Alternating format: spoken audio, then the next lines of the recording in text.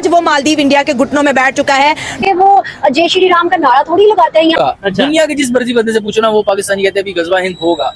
मुसलमान बनने जाती है तो सऊदी को नहीं उठाता। मुसलमानों ने इतना इंतहा फैला गया कि हिंदू जो है मजबूरी में पाकिस्तान छोड़ के चले गए। आप गिव एंड टेक का सौदा है। 28 आइलैंड इंडिया को मालदीव गिफ्ट कर रहे हैं। इंडिया पाकिस्तान की दोस्ती नहीं होती ना, तो ये दोस्ती ना होने की वजह मसनूई दुश्मन रखना है एक दूसरे को। कश्मीर के हक में है, आपका फेसबुक पेज ही उड़ा दिया, आपका ट्विटर अकाउंट उड़ जाता है। ये हिंदू को मारो मैं कभी ना मारो। बेनिफिट देखती है, वो ये नहीं देखती कि ये मेरे हिंदू हैं, ये मेरे मुसलमान हैं।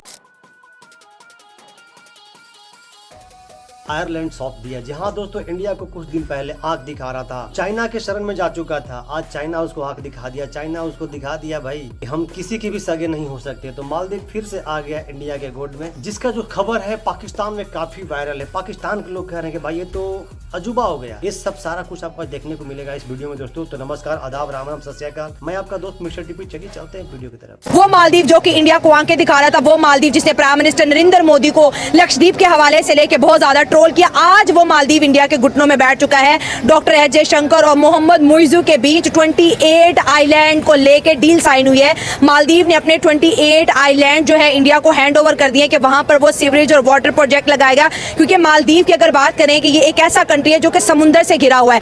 आज मालदीव को ये मालूम हो चुका है कि चाइना कभी भी उसका वेलफेयर नहीं हो सकता और वो दोबारा से इंडिया के कदमों में बैठ गया है। बहुत बड़ी डेवलपमेंट, और आप देख ले कि किस तरह से इंडिया पूरी दुनिया को अपने साथ जो है समेटता चला जा रहा है। सुई में कहते हैं ना एक मोती के दाने की तरह परोता चला जा रहा है। हम इंडिया की पॉपुलेशन को देखें और उनकी इकोनॉमी को देखें और उनकी इमर्जिंग इकोनॉमी को देखें, इमर्जिंग टेक्नोलॉजी को देखें, तो ये एक गिव एंड टेक का सौदा है। 28 आइलैंड इंडिया को मालदीव गिफ्ट कर रहे हैं, तो सर ये उसके लिए समझ लें कि आटे में नमक के बराबर। उसके पास तो है ही, उसके पास तो है ही सब ना। मतलब वो हेल्प कर रहा है मालदीव। उनकी पॉलिटिक्स और उनकी एस्टेब्लिशमेंट, इनका गठजोड़ नहीं है, ठीक है ना। वहाँ पे स्ट्रांग इकोनॉमी है, ठीक है ना, और स्ट्रांग डेमोक्रेसी है उनका जो है ना। क्योंकि अगर मैं भी इन्वेस्ट करूंगा, ठीक है ना, किसी भी मुल्क के अंदर या कोई मुल्क मेरे मुल्क के अंदर आके इन्वेस्ट करेगा, तो वो ये देखेगा कि यहाँ की पॉलिटिकल सिचुएशन कैसी है। इंडिया पाकिस्तान की दोस्ती नहीं होती ना, तो ये दोस्ती ना होने की वजह मसनूई दुश्मन रखना है एक दूसरे को। फेक आर्टिफिशियल दुश्मनी ना सर, आर्टिफिशियल दुश्मनी है for sake of politics, for sake of power, because all these political leader are just a power hunger. They are not a basically political leader. उनके पास कोई ना तो डेमोक्रेटिक वैल्यूज हैं और ना ही उनकी डेमोक्रेसी के ऊपर कोई रिसर्च, ना कोई स्टडी है। बस इनके पास पैसा है। ये लोग बिजनेसमैन थे, इन्होंने सोचा कि यार कारोबार पैसा तो है, अब 4 लोग भी हमें जान लें। इंडिया जो है ना आईटी सेक्टर में टॉप कर चुका है। ठीक है सर। अगर आप अपने साथ पाकिस्तान के साथ कंपेयर करें, इवन चाइना के साथ भी कंपेयर करें, तो गूगल हब जो है उसके अंदर इंडिया के लोग बैठे हुए, मतलब कि वहाँ पे कैलिफोर्निया वैली है और उनका सिलिकॉन वैली और बेंगलोर हब बना वहाँ पे। बेंगलोर समझ लो कि इंडिया की जो है ना वो सिलिकॉन वैली है। तो इस वजह से एक तो जो है ना वो आईटी के हवाले से जो है ना टॉप पे चले गए। अभी आप यूट्यूब फेसबुक यूज करते हैं तो आप कश्मीर के खिलाफ खबर लगा के दिखाएं, और कश्मीर के हक में है, आपका फेसबुक पेज ही उड़ा दिया, आपका ट्विटर अकाउंट उड़ जाता है। हमारे मुल्क में हिंदू आजादी से नहीं रहते ना। ईसाई क्रिश्चियन आप देखें वो भाइयों की तरह रहते हैं। रोड पे आके वो जय श्री राम का नारा थोड़ी लगाते हैं, या फिर वो जो भी उनके आपने ये देखा सेक्रेटेरिएट के पास वहाँ हिंदू रहते हैं, वो नारे लगाते हैं अपने मजहब के सारे नारे लगाते हैं। आप जाएं, वो एक हॉस्टल होता है जोशमा रोड पर, वहाँ हिंदू आते हैं, वो अपना मजहब के नारे लगाते हैं, हमें कोई इतराज नहीं। अच्छा, ठीक है ना। अगर क्रिश्चियन इधर फिर रहा है, कोई नारा लगा रहा है, अपने तौर पर आजाद है। पाकिस्तान आजाद मुल्क है, हर शहरी अपने मजहब के बारे में आजाद है, जैसे चाहे रहे, हमें कोई इतराज नहीं। लेकिन अंकल जी आजाद है, नो डाउट के यहाँ पर कुछ कम है लोग, हिंदू और क्रिश्चियन ज्यादा है या सिख ज्यादा है, हिंदू कम है यहाँ पर। लेकिन जो हिंदू इंडिया के अंदर है या ऑल ओवर वर्ल्ड के अंदर है, वो ये बात कहते हैं कि मुसलमानों ने इतना इंतहा फैला गया कि हिंदू जो है मजबूरी में पाकिस्तान छोड़ के चले गए। आप भी जानते हैं 1947 में 27 से 30% थे, अब 1-2 रह गए हुए हैं। देखे ना, अगर जो हिंदू छोड़कर गए हैं, वो सिंध के जो हिंदू गए, उनके साथ क्या हुआ हिंदुस्तान में? उन्होंने बहुत बुरा सलूक किया, पता है आपको? नहीं, उन्होंने अच्छा सलूक नहीं किया हिंदुओं के। क्या किया था? वो कह रहे ये पाकिस्तानी इनको वापस भेजो। ये कब की खबर है? यही तो 2-3 साल पहले जो इधर से गए थे, फसाद हुआ था सिंध में, तो मोदी ने उन्हें सिटीजनशिप दे दिया वहाँ पे। नहीं, बहुत सारे हिंदू वापस आ गए थे। अच्छा। आप मेरे ख्याल आपने न्यूज अब की बात है, मोदी ने उन्हें सिटीजनशिप दे दिया और ये कहा है कि वर्ल्ड से जितने भी आना चाहते हैं। ठीक है, अगर हिंदू अगर यहाँ से जाना चाहते हैं तो ठीक है, जाए, हमें कोई इतराज नहीं। क्योंकि अगर वो पाकिस्तानी दोबारा आएंगे तो आज ही यहाँ वेलकम करेंगे। कोई मुसलमान किसी हिंदू को तंग नहीं कर रहा है, कोई क्रिश्चियन को तंग नहीं करता। नारकली में मंदिर है अपनी है ना, बातें कर रहे हैं, कोई तंग कर रहा है? कोई भी नहीं करता। वो मस्जिदों के अंदर बम धमाके कर रहे हैं। लेकिन वो भी तो मुसलमान है, वो कहते हैं मुसलमान है, मैं उनको मुसलमान नहीं मानता। कट्टर मुसलमान है। कौन? अफगानी। अफगानी कैसे कटर? उनको जो पता ही नहीं कि वो अल्लाह की इबादत के लिए उधर बम कर रहे हैं, वो जन्नत में जाएंगे वो लोग। वो तो दोस्ती है। जो मस्जिद में बम फूटते हैं, आपका क्या ख्याल है? ये मुसलमान हो सकते हैं? मुसलमान, मुझे कोई कहे इस बच्चे को मारो, मैं कभी ना मारूं। ये हिंदू को मारो, मैं कभी ना मारूं। क्यों मारूं मैं? इस्लाम इजाजत नहीं इस्लाम इजाजत नहीं देता। अगर हम एक इंसान को कत्ल करते हैं, पूरी दुनिया का कत्ल कर दिया हमने।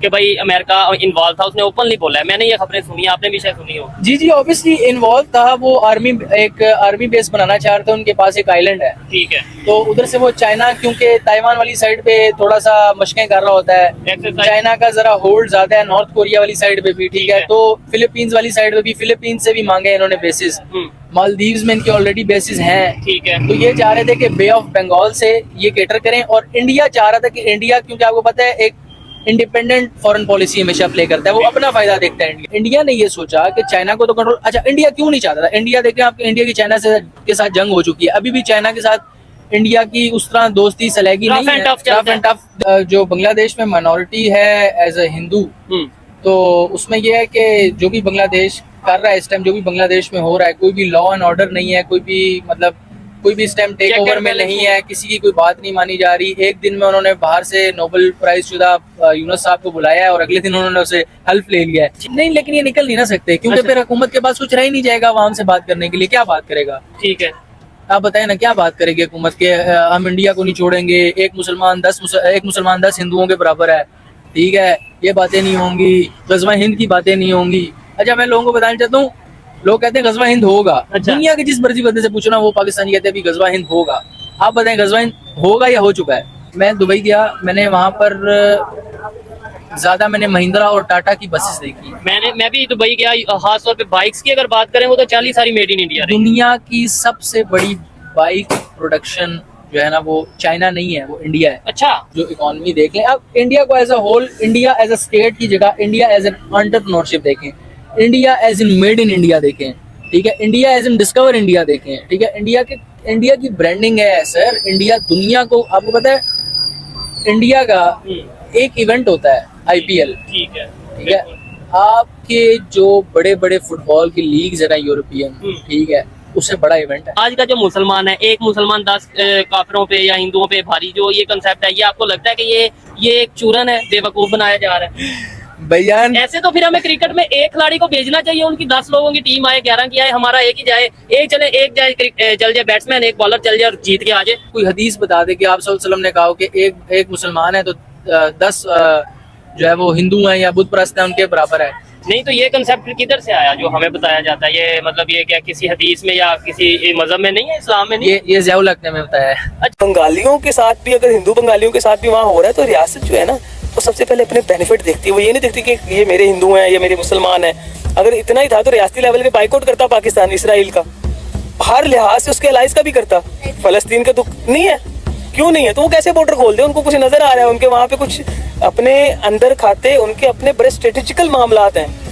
सर, मामलात को देखना पड़ता है, उन्होंने पोलिटिसाइज करना है इस चीज को कि देखें हिंदुओं पे जुल्म हो रहा है, वो इसलिए नहीं खोल रहे कि देखें ये जो हसीना को हटाया गया है, इसलिए एक्सट्रीमिस्ट मौलवी आए हैं, तो दुनिया की जो सियासत है उसमें एक नई दहशतगर्द तंजीम या कुछ ऐसे मामला, उन्होंने कुछ ना कुछ सोचा हुआ है, इसलिए नहीं। पॉसिबल ही नहीं है कि जो है इंडिया उनको इतनी आसानी से तो नहीं, मतलब उनको इतनी रिहाइश दे सकता। उनके लिए भी एक मतलब सिक्योरिटी थ्रेट्स भी हो सकते हैं, मतलब वो हो सकता है कि वो उनको आर्जी तौर पे पनाह दे दें, जिस तरह पाकिस्तान ने जो है अफगान कम्युनिटी को यहाँ पे पनाह दी थी, फिर पाकिस्तान के लिए वो मसला बन गया। फिर पाकिस्तान जो है उनको इधर जो है हमारे यहाँ दहशतगर्दी और जो है इस तरह के ब्लास्ट होना, फिर पाकिस्तान जलील हो गया उनकी वजह से। वो पाकिस्तान से अगर वो होते शायद वो कब के खोल चुके होते। हम पंजाबी हैं और इस पाकिस्तान में सबसे ज़्यादा एक अजीब व गरीब कौम, ब्रायलर से बढ़ के कौम, एक पंजाबी कौम है। जो मुसलमान बनने जाती है तो सऊदी को नहीं उठाता, अंग्रेज बनने जाती तो अंग्रेज मुंह नहीं लगाता, काली चमड़ी में गोरा।